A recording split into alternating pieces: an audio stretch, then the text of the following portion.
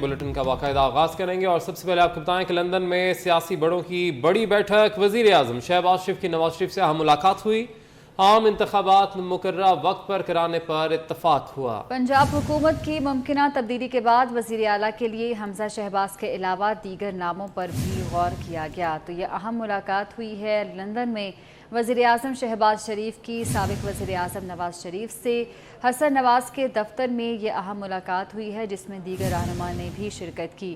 عام انتخابات مقررہ وقت پر کرانے پر اتفاق کیا گیا، ساتھ ہی ساتھ پنجاب حکومت کی ممکنہ تبدیلی کے بعد وزیر اعلیٰ کے لیے حمزہ شہباز کے علاوہ دیگر ناموں پر بھی غور کیا گیا۔ اسی حوالے سے مزید بات کریں گے، ہمارے نمائندے وسیم احمد ہمارے ساتھ موجود ہیں۔ جی وسیم، بتائے گا اہم ملاقات کے حوالے سے۔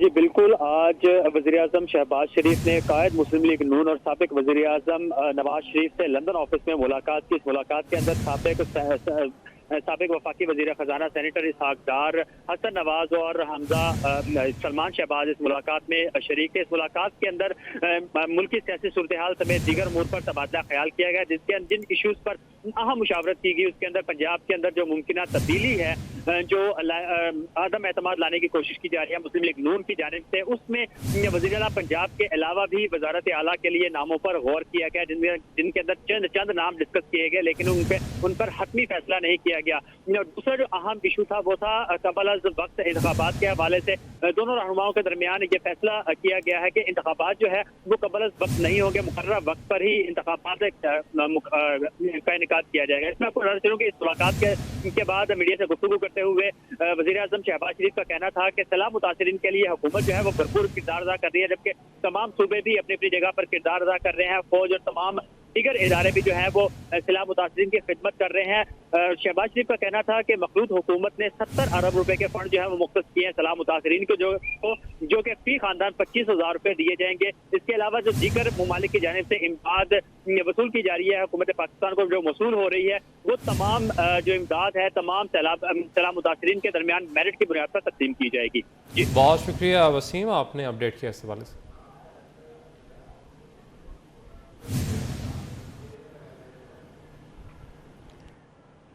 انتخابات مقررہ وقت پر ہوں گے، کسی کی منشا اور دھمکی سے انتخابات پہلے یا بعد میں نہیں ہوں گے۔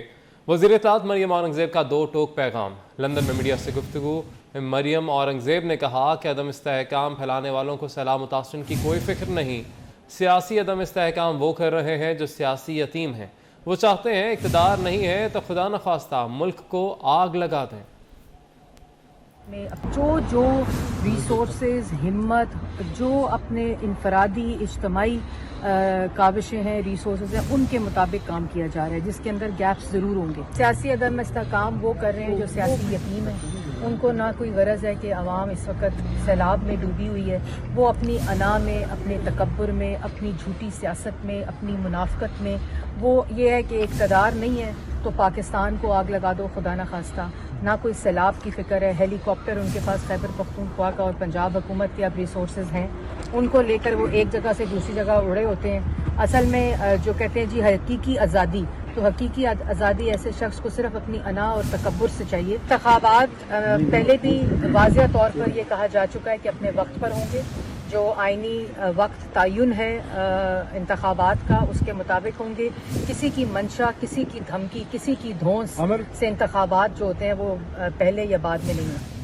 پی ڈی ایم سربراہ مولانا فضل الرحمان کا کہنا ہے کہ ہم جمہوریت کی بقا کی جنگ لڑ رہے ہیں، 80 کی دہائی سے جمہوریت کے استحکام کے لیے کوشاں ہیں۔ کراچی میں تقریب سے خطاب میں کہا کہ سیاستدانوں کی مفاد پرستی نے بھی جمہوری عمل کو متاثر کیا۔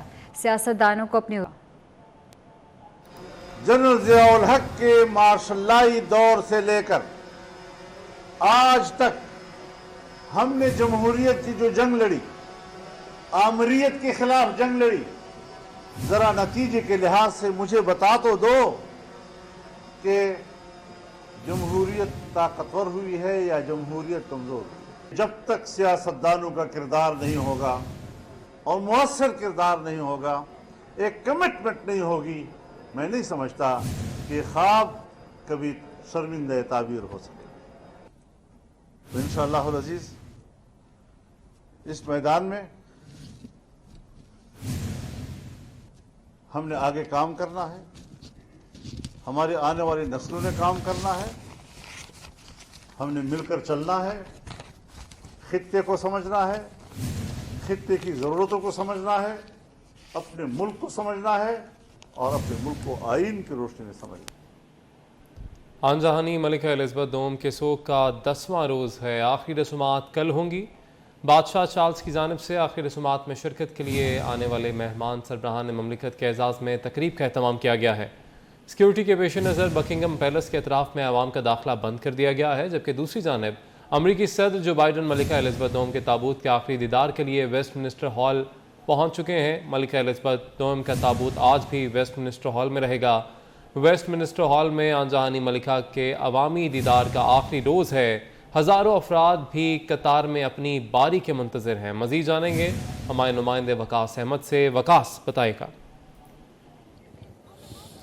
جی بالکل، ملکہ الزبتھ دوم کی آخری رسومات میں شرکت کے لیے دنیا بھر کے مختلف ممالک کے سربراہان جو ہیں برطانیہ پہنچ چکے ہیں، اور ان مہمانوں کے اعزاز میں آج بکنگم پیلس میں کنگ چارلس کی طرف سے پروکار تقریب کا انعقاد کیا جا رہا ہے، جس میں امریکی صدر جو بائیڈن سمیت وزیر اعظم پاکستان شہباز شریف اور 500 دیگر جو عام سیاسی اور شخصیات جن میں سربراہان مملکت ہیں، مختلف دنیا کے ممالک کے رائل فیملیز کے لوگ ہیں، وہ شرکت کریں گے۔ اس تقریب میں پاکستان کے وزیر اعظم شہباز شریف بھی مدعو ہیں۔ تقریب میں رائل فیملی کے محدود افراد کو مدعو کیا گیا ہے، اور تقریب جو بکنگم پیلس میں 6 بجے شروع ہوگی، اس میں جو مختلف ممالک کے سربراہان مملکت اور خصوصی مہمان ہیں وہ بادشاہ کو تخت نشین ہونے پر مبارکباد پیش کریں گے، ساتھ ہی ساتھ ان کی والدہ پر کوئین الزبتھ کے انتقال پر اظہار تعزیت بھی کریں گے۔ کل ویسٹ منسٹر ابے میں عوام آدمی کا جو ہے وہ داخلہ بند ہوگا۔ آج ملکہ کے آخری دیدار کے لیے مختلف ممالک کے جو سربراہان برطانیہ پہنچے ہیں وہ بھی یہاں پہ ویسٹ منسٹر ہال آئے، جن میں کینیڈا کے پرائم منسٹر وہ بھی یہاں پہ پہنچے، فرانس کے جو صدر ہیں وہ بھی یہاں پہ پہنچے، اور انہوں نے ویسٹ منسٹر ہال ملکہ کو خراج عقیدت پیش کیا۔ جی ٹھیک ہے، بہت شکریہ آپ کا۔ وزیر اعلیٰ سندھ سید مراد علی شاہ سے وفاقی وزیر احسن اقبال نے کراچی میں ملاقات کی ہے۔ اس ملاقات میں سیلاب کی صورتحال، پانی کی نکاسی اور امدادی کاموں پر تبادلہ خیال کیا گیا۔ اس موقع پر مراد علی شاہ نے کہا کہ 15 لاکھ خیموں کی ضرورت ہے، صرف 2.5 لاکھ ملے ہیں۔ کہا کہ روڈ اور ریل نیٹ ورک کی بحالی کی اشد ضرورت ہے تاکہ اشیاء ضرورت کی رسد ہو سکے۔ وفاقی وزیر احسن اقبال نے وزیر اعلیٰ سندھ کو متاثرین کی ہر ممکن مدد کی یقین دہانی کرائی۔ وزیر اعلیٰ سندھ سے ترکیہ کی کونسل جنرل مسٹر کیمل سانگو کی ملاقات ہوئی۔ وزیر اعلیٰ مراد علی شاہ نے سیلاب متاثرین کی امداد پر ترک حکومت کا شکریہ ادا کیا۔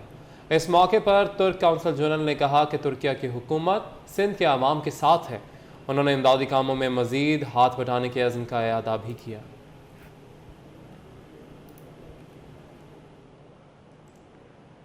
امیر جماعت اسلامی سراج الحق نے سیلاب سے متاثرہ علاقوں میں ہیلتھ اور زرعی ایمرجنسی نافذ کرنے کا مطالبہ کر دیا۔ وہ کہتے ہیں کہ ایمرجنسی بنیادوں پر سیلاب زدہ علاقوں میں مفت بیج، کھاد اور سپرے دیا جائے۔ اسلام آباد میں سیمینار سے خطاب میں سراج الحق نے کہا کہ اقوام متحدہ کے سیکرٹری جنرل نے صنعتی ترقی والے ممالک کو پاکستان کی مدد کرنے کا مطالبہ کر کے بہت اچھا کام کیا ہے۔ IMF، عالمی بینک سمیت تمام بڑے ممالک پاکستان کے قرضے معاف کریں۔ اس وقت امریکہ، چائنا، روس اور برطانیہ جنہوں نے سب سے زیادہ نقصان پہنچایا ہے، ایک نیچرل زمین کے اوپر جو درجہ حرارت ہے اس کو ڈسٹرب کرنے میں ہمارے ان تمام قرضوں کو، بین الاقوامی قرضوں کو معاف کروایا جائے، جو ورلڈ بینک کے ہیں، IMF کے ہیں، ایشین بینک کے ہیں یا دوسرے ممالک کے ہیں۔ نیوز اسٹوڈیو سے فی الوقت اتنا ہی۔ کسی بھی خبر کی تفصیل کے لیے وزٹ کیجئے ہماری ویب سائٹ 24newshd.tv۔